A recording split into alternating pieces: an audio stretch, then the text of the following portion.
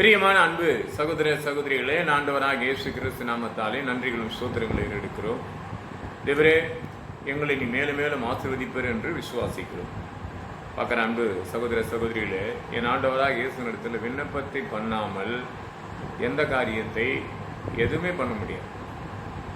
இப்போ ஆண்டவரிடத்தில் கேட்க முன்பே கேட்போம். வானமண்டல பொல்லாதாவிய முதல் கட்ட ஆண்டவர் மத்திய 18 வார்த்தையின்படி அவைகளை கட்டு, பூலோகத்திலிருந்து எவைகளை கட்டுப்படுமோ அது பரலோகத்தில் கட்டப்படும்ன்றது அழகாக இருக்கும் வசனம் இல்லையா?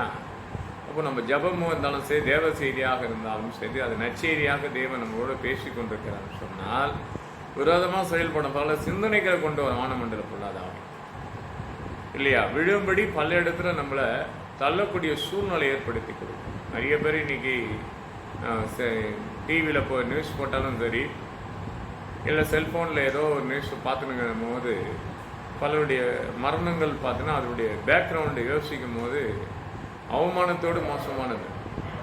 அவமானப்படுத்துகிறாங்களே, அவங்க கூட கிட்ட நின்று அவமானப்படுத்திட்டு போயிடுவாங்க. ஆனால் தூரத்துலேருந்து நம்மளை பார்த்தோன்னா கீழே தள்ளும்படியாக பல வேலையை செய்யும். அதை கண்டுபிடிக்க முடியாது.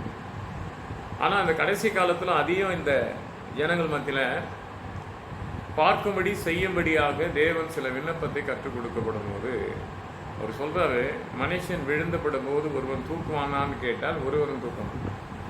குறை சொல்லுவான், அவன் இந்த தவறுகள் நிமித்தமாக விழுந்தான், இது வழியாக வந்துதான் மாட்டிக்கொள்ள ஒரு வழியை ஏற்படுத்தணும். நிறைய பேர் வழியெல்லாம் பார்த்தீங்கன்னா கொஞ்சம் ஆலோசனை பண்ணாத இருப்பாங்க. எப்படி மாட்டிக்கணும்னு கொஞ்சம் ஆராய்ந்து பார்த்தேன் என்று சொன்னால் சம்மந்தமில்லாத ஒரு சில விஷயங்களில் மாட்டி சிக்கிக்கொண்டு ஆரம்ப ஸ்டேஜி பலசாலியும் நாணம் உள்ளவராக ஐஸ்வர்யம் உள்ளவராக பேசுவாங்க. நாட்கள் கடக்க கடக்க ஒரு நாள் நம்மளோட கர்த்தர் பேசுவார். இதுதான் தேவன் நம்மளோட பகிர்ந்து கொள்ளுகிற விஷயம். 118 சங்கீதத்தில் 13 வசனம் வாசிக்கும்படி, விழும்படி என்னை தள்ளினாலும் கர்த்தர் எனக்கு உதவியாக இருப்பார். நல்லா இருக்கும், படிக்கிறேன் பாருங்க. உங்ககிட்ட இருபுறம் கருக்குள்ள பட்டயம் இருந்தால், அதாவது வேதம் இருந்தால், ஒரு ஐயா கேட்டார், என்ன எப்பவுமே இருபுறம் கருக்குள்ள பட்டயன்றது ஈஸியாக வருது இல்லை உங்களுக்கு அப்படின்னாரு. வேத புத்தகத்தை எது படிங்கன்னு சொல்லும் போது அதை டக்குன்னு இப்படி கவனிப்பாங்க. இருபுறம் கருக்குள்ள பட்டயனும் போது தான் பைபிளுடைய ஸ்டேட்மெண்ட் நல்லா இருக்கும் அழகா. ஏன்னா சில இடங்கள் அது வசனத்தை அதை கட்டக்கூடிய சூழ்நிலை, பார்க்கக்கூடிய சூழ்நிலைலாம் நிறைய அந்த வசனத்தை கொடுத்து நிறைய இருக்கு. எனக்கு ரொம்ப பிடிக்கும், என்னை நடத்துவது அதுதான். படிக்கிறவர்களுங்க, நான் விழும்படி நீ என்னை தள்ளினாலும் கர்த்தர் எனக்கு உதவி செய்தார். உதவி செய்தார். அப்போ நீ விழும்படி இன்னைக்கு உலகம் நம்மளை என்ன பண்ணலாம், தள்ளி கொண்டே தான் இருக்கும். அவமான நிந்தனைகள் நம்மளுக்கு வந்து கொண்டே தான் இருக்கும். நான் நிறைய பேருண்ட ஒரு விஷயத்தை உங்களிடத்தோட பேசணும் இல்லையா? நான் இவனுக்கு பார்த்தீங்கன்னா மழை ஒரு நாள் தாங்க வெயில் அடிக்குதுன்னு அவஸ்தப்படுவோம், மறுநாள் மழை வந்ததுன்னு வருத்தப்படுவோம். எனக்கு மழை ரொம்ப பிடிக்கும். ரோட்டில் நான் வண்டி ஓட்டின்னு போனால் மழை வந்துச்சுன்னா ரொம்ப ஸ்லோவாக போய் நனைஞ்சிக்கினே போவேன்.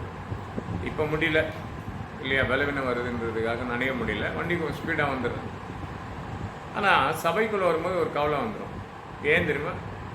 என்னதாங்க அந்த உலகத்தில் போய் சுவிசேஷம் அறிவிச்சு கொண்டே இருக்கிறோம். அன்றைய தினம் ஒரு 300-400 பேருக்கு எனக்கு தெரிஞ்சு தெரியாத ஒரு 500 பேருக்கு மேலே இதை பார்க்குறாங்க. அப்படி தான் ஒரு சிலர் ஃபோனில் பேசும்போது, ஐயா இன்னைக்கு செய்தி ரொம்ப நல்லா இருந்ததுன்னு சொல்லும் போது தான் என்னார் பேசுனாங்க, என்னார் பார்த்தானே எனக்கு தெரியும். அப்படி தான் அந்த இருபுறம் கருக்குள்ள பட்டயத்தை பற்றி நான் பேசும்போது சொன்னால், இது ரொம்ப ஈஸியாக வருது இல்லையா, டக்குன்னு எங்களுக்கெல்லாம் வரலையா, பைபிள்லேருந்து தான் வருது, எல்லாம் ஒன்று தான். எனக்கு ஈஸி மெத்தட் அதுதான். அப்போ விழும்படி தள்ளும் போது கர்த்தர் எனக்கு உதவி செய்தார் என்ற வார்த்தைக்கு அடைக்கலமாக அர்த்தம் நம்ம என்ன செய்யணும்? விழும்படி தள்ளி நான் உலகம், சொந்தம் பந்தம் எல்லாம் விழும்படி தள்ளுவாங்க. நமக்கு தெரியாதுங்க. சிலலாம் ஒரு காலகட்டத்தில் நல்லா சென்னையில் இருக்கிற காலத்தில் யாராவது எதனா சொன்னாங்கன்னா எழுந்து உடனே அதுக்கு எதனா ஒரு பதில் கொடுப்பேன். இல்லைன்னா எழுந்த கோபத்தோடு ஏதாவது ஒரு கண்டித்தோணுது. அப்போது அந்த காலகட்டத்தில் வாழ்ந்த வாழ்க்கைகள் எப்படி இருக்குதான்னு சொன்னால், இன்றைக்கி நிமிர்ந்து பார்க்க விடமோ அதை காட்டியும் 100 மடங்கு பெருக்குதுன்னு சொல்லுவாங்க. இல்லைங்க, அப்போ காட்டியும் இன்னைக்கு 25% தான் இருக்குது. ஆனால் 75% அன்றைக்கி இருந்த ஆட்கள் இன்னைக்கு கிடையாது. நிறைய பேர் சொல்லுவாங்க, ஐயா அதோட காட்டியும் இதோட மோசமாக இருக்குதுங்க. அப்போ மோசமாக இருந்தது, விளம்பரம் இல்லாத இருந்தது. தெரியுங்களா? நிறைய பேர் இன்றைக்கி நிறைய பார்த்துட்டோமோ விஷயம் தெரிஞ்ச மாதிரி பேசுவாங்க. அப்படி கிடையாதுங்க. அப்போ விளம்பரம் கிடையாது, இதுபோல் டிவி மெசேஜ் கிடையாது, செல்ஃபோனில் இன்றைக்கி உங்களுக்கு பிரசங்கம் பண்ணுற அளவுக்கு கிடையாது. ஒரு பாட்டு கேட்கணும்னாலும் அந்த ரேடியோ கொண்டு வந்து அதை ஆன் பண்ணி இத்தனை மணி நேரத்தில் இந்த பாடல் பாடினால்தான் அதில் தான் பழைய பாட்டு போடுவாங்க, நல்லாயிருக்கும். இது இன்றைக்கி கேட்குற பாட்டு போல் இருக்காதுங்க, பார்க்குற பாட்டு கூட கிடையாது அது. ஆனால் அதை இன்றைக்கி பிள்ளைங்க உற்சாகிட்டு போகிறாங்கன்னா அவங்களுடைய எண்ணங்கள் இயக்கங்கள் வேறு மாதிரி கொண்டு போய் நிறுத்தியாச்சு, அவ்வளோதான். உடைகள் பார்க்குறீங்களா, இது 30 வருஷத்துக்கு முன்னாடி இருக்கிற சினிமாவில் பார்த்தீங்கன்னா எல்லாம் போட்டுனுங்கிற ட்ரெஸ்ஸு அதுதான். அன்றைக்கி இருக்க காமெடி ஆகிட்டு போடுற ட்ரெஸ் தான் இன்றைக்கி வாலிப பிள்ளை எல்லாம் போட்டுன்னு இருக்கான். எந்த ட்ரெஸ்ஸும் புதிதாக கண்டுபிடிச்சதே கிடையாது. அதுதான் நோவாவின் காலத்து நடந்தது போல மனுஷகுமார் காலத்து நடக்கணும் என்று சொன்னதும் அதுதான். அப்போது ஒரு காலத்து நடந்தது தான் மறுகாலத்து நடக்க போகுதுங்க. ஆனால் அவன் ஆதி தகப்பனை விசாரித்து பாரு என்று யோக புத்தகத்தில் 8ஆம் அதிகாரம் 8ஆம் வசனத்தில் இருக்கும். அப்போ விழும்படி தள்ளப்படும் போது நம்முடைய வாழ்க்கை எப்படி இருக்குதுன்னா, யாரும் இல்லைங்க, விழும்படி தள்ள போகிற நேரத்தில் கர்த்தர் தன் கரம் நீட்டி தூக்குறார். தூக்கணும் அப்படின்னு ஒரு விஷயத்தை கற்றுக்கொள்ளணும் தேவனிடத்துல. வேதத்தின் அதிசயங்களை காணும்படி முதல்ல என் கண்ணை தராண்டவர்னு சொல்லணும். வேதத்தின் அதிசயங்களை காணும்படி 119ஆம் சங்கீதத்தில் 18ஆம் வசனத்தில் வேதத்தின் அதிசயங்கள் காணும்படி என் கண்களை தரும். எத்தனை பேர் கண்களை திறந்துருக்குதா இல்லை மூடி இருக்குதா தெரியாது. ஏன்னா ஏசாயா புத்தகத்தில் 43ஆம் அதிகாரம் 8ஆம் வசனம் படிக்கப்படும் போது காதிருந்தும் செவிடனாக இருக்கான், கண் இருந்தும் குருடனா என்னிடத்துல கொண்டு வாருங்கன்னு. அப்போ இந்த உலகத்தில் இருக்கிற மனுஷன் எல்லாம் இருக்கிறாங்க, நம்ம எதில் ஏதோ உலாத்துறாங்க, போகிறாங்க வராங்க. செவிடனாக இருக்கிறான், இல்லைன்னா குருடனாக இருக்கிறான், நடமுடியல் இல்லாத சப்பானியாக இருக்கிறான். அப்போ எழுந்துக்கக்கூடிய ஒரு ஆள், எழுப்புற ஆண்டவர்கிட்ட நம்ம போனோம் இல்லையா. விழும்படி இந்த உலகம் தள்ளப்படும் போது, இன்றைக்கி கூட நேற்று தினத்தில் ஒரு தம்பி திருத்தணி பகலில் எல்லாம் ரேடியோ செட் போடுவார். அவர்கிட்ட நான் ஒரு உதவி கேட்டேன். தம்பி எடுத்தோன்னு ஒரு விஷயம் சொன்னார், ஐயா நான் உங்களுக்கு ஃபோன் பண்ணுறேன் அப்படின்னாரு. அப்போது ஏதோ பிஸியாகிறான்னு நினச்சி நான் போனேன். நான் திருத்தணி டெய்லியும் ரயில்வே ஸ்டேஷன் கிட்ட போய் என் மகனை இட்டுன்னு வர போவேன். அவங்க அப்பாவை ரொம்ப பிடிக்கும் எனக்கு, அவர் ஆட்டோ ஓட்டு தான். அவர் ஓடியாந்து நான் சொன்னேன், மகளுக்கு என்ன ஒரு காரியத்தை கொடுத்து ஒரு போதகர் என்கிட்ட பேசியிருந்தார். சரிங்க நான் சொல்கிறேன் அப்படின்னு சொன்னால் அதோட மறந்துட்டேன். இதான பிரச்சனையே இப்போ.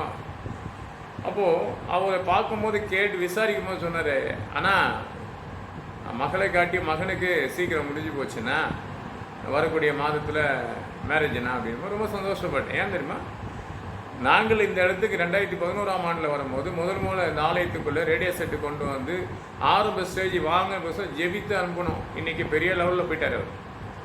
கத்திர அவ்வளோ உயர்த்திட்டார். அவருடைய ரேடியோ செட்டு எங்கே போட்டாலும் பார்த்தீங்கன்னா அவ்வளோ விசாலமான இடத்துல போடுறாரு, அவ்வளோ பெருகி போச்சு. ஆனால் ஆண்டவர் தனிமையாக இருப்பதுனால ஒரு துணையை இந்த வருஷத்துக்கு கொடுக்க போகிறார் இந்த 7ஆம் மாதத்தில். அப்போது விழும்படி தள்ளப்படும் போதெல்லாம் கத்தரை உயர்த்தும் போது யாரை பிடிச்சா அந்த தம்பி தெரியுங்களா, ஆட்சி ஆலயம் அங்கே இருக்குது. ஆட்சியுடைய ஆலயம் பார்த்தீங்கன்னா திருத்தணியில் மேல் திருத்தணி பகுதியில் பெரிய ஆலயம். அந்த ஆலயத்துக்கு முழுக்காக ரேடியோ செட்டை போட்டு பராமரித்து பாதுகாத்து அதை துவக்கிற நாட்கள்லேருந்து முடிகிற வரைக்கும் அந்த லைட் எரிஞ்சிருந்தார். அப்போ கடவுளுடைய காரியம் என்னடான்னு சொன்னால், அவங்க வேலையை பார்த்தா கர்த்தருடைய வேலையை நிதானமாக அந்த தம்பி செய்வாங்க. அப்போ கடவுள் இடத்துல நான் விழுந்து தூக்கினதை மறக்கலை. வேதத்தின் அதிசயங்களை காணும்படி என் கண்களை திறந்த அந்த தம்பியுடைய கண்கள் திறந்த நிமித்தமாக தான் இன்னைக்கு சாட்சியாகவும் கர்த்தரிடத்துல ஒரு நீதிமானாக வாழக்கூடிய ஒரு சூழ்நிலை எழுத்தும்படி ஊழியக்காரர் மூலியமாக பேச வைக்கிறார். இன்னைக்கு நம்ம வாழ்க்கையில் எங்கே விழுந்து கிடக்கும் கொஞ்சம் யோசிச்சு பாருங்க இல்லையா. எந்த இடத்துல விழுந்து கிடக்கிறோம், எழுந்துக்கிறதே கிடையாது, அறிக்கை செய்யறது கிடையாது. முதல்ல சங்கீத புத்தகத்தில் 39ஆம் சங்கீதத்தில் ஒரு வசனம் இருக்குங்க, நான் படிக்கிறேன் பாருங்கள், உங்களுக்கு சந்தோஷமாக அதையும் படித்து பாருங்கள், ரொம்ப நல்லாயிருக்கும். பைபிளில் ஒன்றுக்கு ஒன்று பார்த்துனே இருக்கலாம். இதை பாருங்கள், படிக்கிறேன் பாரு. ஏன்னா மனுஷன் இன்னைக்கு வேஷமாக தெரிஞ்சு நிற்கிறான், அப்படி தான் இருக்கும் பைபிளில். வாசிக்கிறேன், முதல்ல அந்த வசனம் வாசிக்கிறோம். 6 சங்கீதம் 39:6 வாசிக்கிறேன். வேஷமாக மனுஷன் திரிகின்றான் இல்லையா. அப்படியே இருக்கிற அந்த உலகம் இன்னைக்கு எப்படி இருக்கான், வேஷமாக தெரிந்து நம்ம மற்றவங்களை ஏமாற்றி தெரிஞ்சிருக்கலாம். அதில் சொல்லிட்டு அங்கே படிக்கப்பட்ட ரொம்ப 8ஆம் வசனம் படிக்க, என் மீறுதலை எல்லாவற்றிலிருந்து என்னை விடுவியும். சொன்னப்பட்ட மீறுதலை பார்த்தீங்கன்னா எண்ணத்துக்குனால எப்படி மீறினான்றதை சொல்ல, என் மீறுதலை எல்லாவற்றிலும் என்னை விடுவியும். வேற யார்கிட்ட சொல்லணும், இதை தானே சொல்கிறானே. எத்தனையோ அறிக்கை சொல்கிறேன். அப்போ கூட அந்த அறிக்கையை தொடர்ந்து பயணித்து கொண்டுனா ஒரே வசனம் சொல்கிறாரு, அது அப்போ சொல்கிறதானே இப்போ சொல்கிற ஆட்கள்லாம் உண்டு. ஆனால் இங்கே சொல்கிறார் பாருங்க, என் மீறுதலை எல்லாவற்றிலிருந்து என்னை விடுவியும். மூடனுடைய சிந்தனைகளுக்கு என்னை ஒப்பு கொடுக்காது இரு. மூடனுடைய சிந்தனைக்கு என்ன ஒப்பு கொடுக்காது இருன்னு யார்கிட்ட சொல்கிறேன்? மனுஷங்கிட்ட சொல்லுங்க, உறவினர்கிட்ட சொல்ல, தகப்பன் தாயிடத்தை சொல்ல, என்னை விடுவித்து என் ஆண்டவராக இயேசு கிறிஸ்து சொல்லுவேன் என்று சொல்லக்கூடிய வார்த்தைகள். அப்படி சொல்லுவா? நீ மனுஷனிடத்தில் அறிக்கை செய்தனால தான் பலதை யோசிக்கிற. இதை சொன்னால் நம்மளை என்ன தப்பாக நினைப்போம், நம்ம இப்படியெல்லாம் வாழ்ந்து கொண்டிருக்கோம். நல்லா பாருங்கள், சின்ன பிள்ளைங்க, சிறு பிள்ளைங்களாக இருக்கு நம்ம பிள்ளைங்கள் நிமித்தமாக நம்ம தவறுகளை அறியாமல் பரிகாசத்தோடு நம்மளை என்ன பண்ணுவாங்க, நம்மளை காட்டி கொடுப்பதை போல இருக்கும். பரிகாசத்தோடு பேசுகிற வார்த்தையாக இருக்கும் அது நாவிலேருந்து. ஆனால் நம்ம வாழ்க்கையில் மாட்டிக்கொண்டுன்றத எண்ணங்களே ஏற்படுத்தி கொடுக்கும். அப்போ எப்படி இருக்குன்னா, அறிக்கை செய்து விட்டு போனால் விடுவிங்க, இல்லைன்னா சொல்ல. மறுபடியும் ஒரு வசனம் வாசிக்கிறேன், 40ஆம் வசனத்தில், சங்கி 40:12 வாசிக்கிறேன். இது அதோட ரொம்ப கொடுமையாக இருக்கும். இந்த அறிக்கையை எனக்கு ரொம்ப பிடிக்கும். ஏன்னா எண்ணில் இருக்கின்ற பாவங்களை சூழ்ந்து கொள்ளும் போது கர்த்தரை நோக்கி துதித்த ஒரு வசனம் தான் இது. வாசிக்கிறேன் பாருங்க. எண்ணிக்கையில் அடங்காத தீமைகளை என்னையும் சூழ்ந்து கொண்டது, என் அக்கிரமங்களை என்னை தொடர்ந்து பிடித்தது. நான் நிமிர்ந்து பார்க்கக்கூடாது இருந்த அவைகளிலிருந்து தலை குனிந்து, அதாவது தலை மாறியிலும் அதிகமாக இருக்கின்றது, என் இதயம் சோர்ந்து போகும்.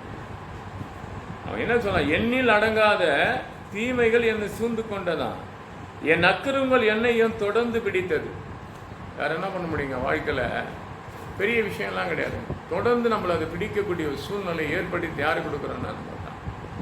அது மிக 7ஆம் அதிகாரம் 8ஆம் வசனம் போய், விழும்படி நீ என்னை தள்ளினாலும் கர்த்தர் எனக்கு உதவி செய்வார். இல்லையா?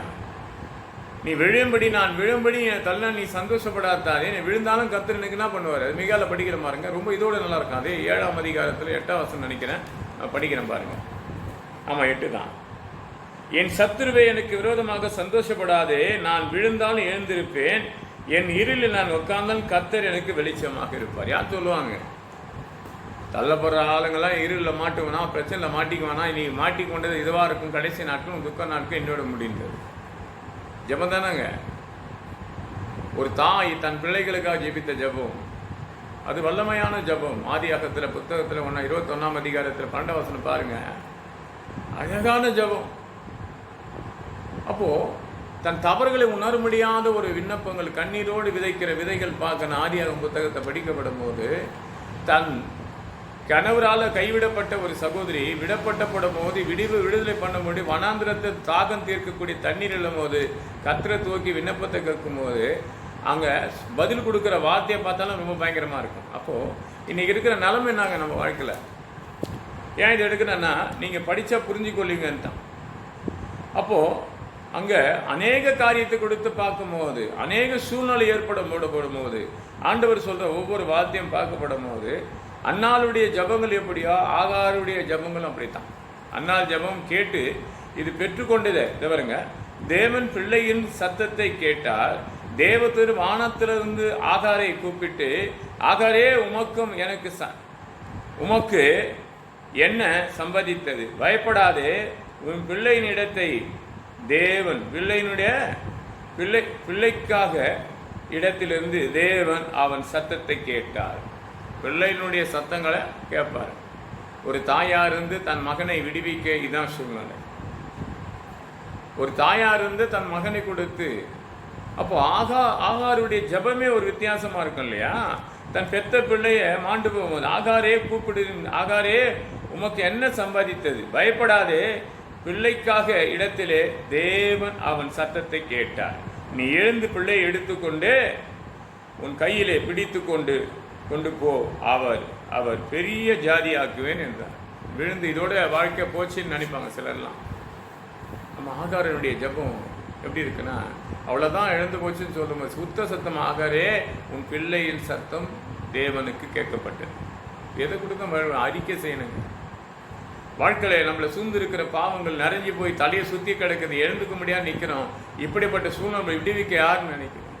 விழும்படி தள்ளின பிசாசு வெக்கப்பட்டு போனோம் என்று சொன்னால், என் ஆண்டு அழகாக ஒரு அறிக்கை சொன்னார் இல்லையா? வேதத்தின் அதிசயங்களை காணபடி என் கண்களை தர, இந்த வேத புத்தகத்தை நல்ல தெளிவாக திட்டமாக படிங்க, உங்கள் ஜெபங்கள் கேட்கப்படும்.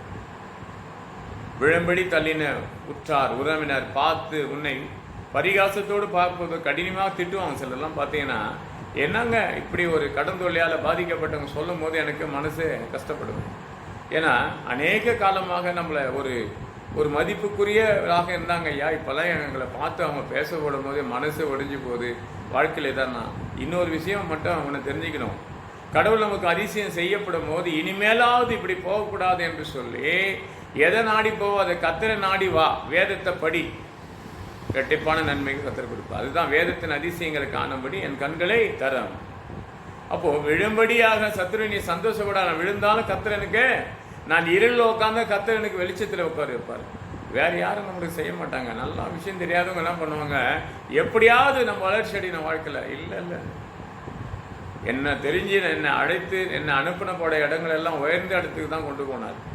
நடுவில் ஏதோ சம்திங் ராங், வாழ்க்கையில் ஏதோ ஒரு விஷயத்தை வந்து தேவனை விட்டு விலகி போன நிமித்தமாக வரக்கூடிய ஆபத்துகள் மனக்குழப்பத்தை உண்டாக்கி கொடுக்கும். அதுக்காக ஆண்டவர் கைவிட மாட்டார். இன்னைக்கு நீ திருந்தணும், மறுபடியும் ஒரு வீசை இறங்குவார். மறுபடியும் மிகா 7:19 மறுபடியும் ஒரு வீசி இறங்கும், உன் பாவத்தின் அக்கிரமத்தில் சமுத்திரத்தின் ஆழத்தில் நான் போடுவேன் என்று சொல்றார். மறுபடியும் சொல்றார் ஆண்டவர். இதுவே கடைசி நாட்கள் வச்சு இன்னை வர காலத்துல எனக்கும் என்னுடைய குடும்பத்தாலும் நான் சார்ந்து வாழ்வேன். இனிமே கர்த்தரே எனக்கு முன்னெச்சரி பார்ப்பேன்.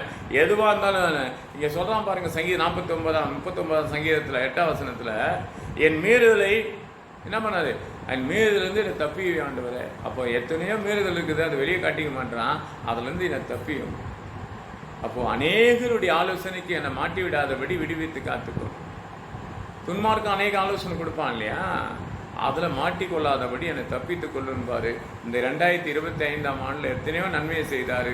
ஆனாலும் இன்றைக்கும் பார்த்தீங்கன்னா ஒரு ஆலயத்தை கட்டிட்டு அதை நான் முடிக்கணும் என்று தயார் பண்ணி அது மூவ் பண்ணும்போது அவங்கவுங்க அந்த கஷ்டத்தை என்கிட்ட சொல்லும் போதெல்லாம் இவங்களை கேட்கலாமா வானாமன்ற மாதிரி கொண்டு வந்துடுறாங்க.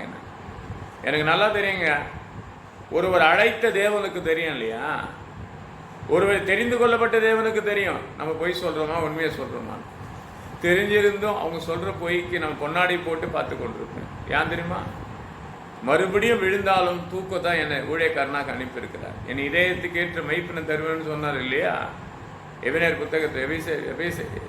புத்தகத்தை படிச்சுன்னா 3ஆம் அதிகாரம் 14, என் இதயத்துக்கேற்ற மெய்ப்பினை தரேன்ற. அந்த மெய்ப்பினுக்கு என்ன வேலை தெரியுமா, இந்த ஜனங்களும் இஸ்ரவேலுக்கு நான் உன்னை காவல்காரனை வைத்திருக்கின்ற எசேக்கியேல் புத்தகத்தில் 33ஆம் 7ஆம் வசனத்தில் என்னை காவல்காரன் வைத்தது சும்மா கிடையாதுங்க.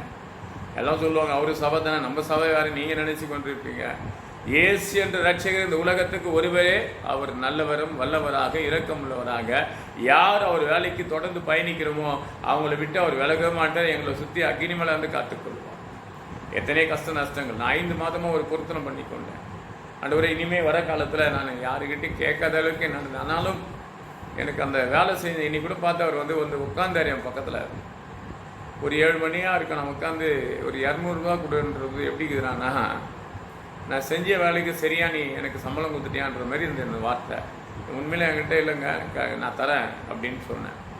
இல்லை நான் சரி பரவாயில்ல, நான் வேலை என்னக்குதா, நான் ஒன்றும் இல்லைப்பா. அவர் வந்த நோக்கங்கள் பிடிக்கிற மனுஷன் இல்லையா, அதை வாங்கி எப்படியாவது அன்னைக்கு செலவு பண்ணிடலாம் இருந்தார்.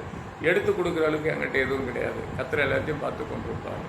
நான் தான் நேற்று நான் செய்தியில் சொன்னேன், இந்த ஆலயத்தை தளம் போகிறதுக்காக வந்த காணிக்கை எடுத்து நான் செலவழிக்க என்னால் முடியாது. ஏன்னா இது மெல்ல மெல்ல நான் சேகரித்தா தான், இப்போ சேகரித்து ஒரு 3 மாதத்தில் இந்த பணத்தை சேர்த்து இது என்ன பண்ணணும், இந்த தளத்தை போட்டு அந்த பேஜி நிற்கிற மழையிலேருந்து கர்த்தர் என்னை விடுவிப்பார். அவர் வேலையும் கொடுத்து என்னை சோதித்து பார்ப்பார் என்ன பண்ணுறான்னு சொல்லி. என் ஆண்டவராக இயேசு கிறிஸ்து எதை கொடுத்தோம், கஷ்டன்றதை பார்த்து நஷ்டன்றதை பார்த்து என் தேவனை நடத்துவார் என்று நீ நினைச்சேன்னு சொன்னால் எல்லா தீங்களும் இந்த விலைக்கு முன்னே உயர்த்துவார். கர்த்தர் இந்த வார்த்தைகள் ஆசிர்வார். ஜெபம். என் அன்பால் நேசிக்க நல்ல பிதாவே, உடைய கிருபைக்காக சோதரிக்கிறோம். விழும்படி இந்த உலகம் தள்ளிச்சு என்று பயப்படாது. கர்த்தர் உன்னோடு இருக்கிறார். அவர் உன்னை விட்டு விலக மாட்டார், உன்னை கைவிட மாட்டார்.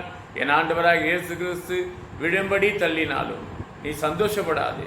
நான் விழுந்தேன்னு நீ சந்தோஷப்படாது. கர்த்தர் நான் இருளில் உட்காந்து எனக்கு வெளிச்சத்தை உண்டாக்குன்ற விசுவாசம் உனக்குள்ள வந்தால் மறுபடியும் உன் மேலே ஒரு வீசை இறங்கி உன் பாவத்தின் அக்கிரமத்தை சமுத்திர ஆயத்தில் போட்டு உன்னை விடுவிக்க வல்லவராக பார்க்குறான். ஜனமே ஜெயப்பா எல்லாவற்றையும் விடுவித்து காத்துக்கணும்.